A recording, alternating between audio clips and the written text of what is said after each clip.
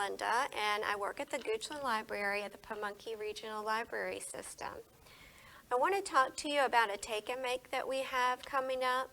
It starts November 7th. You can come by the Goochland Library and pick up your little kit to make your own thankful turkey. And this will run through November 23rd. So in your kit, you'll have this piece of paper, and attached will be all the pieces that you need to make a turkey. And it's a thankful turkey, so on each turkey feather you write something that you're thankful for. And the pieces will be like this. You'll have a turkey body, and you'll have some feathers and eyes and a nose, and you can add some feet.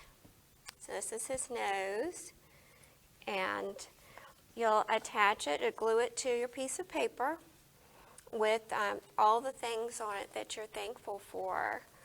So come by the library, the Goochland Library, starting November 7th to pick up your take and make.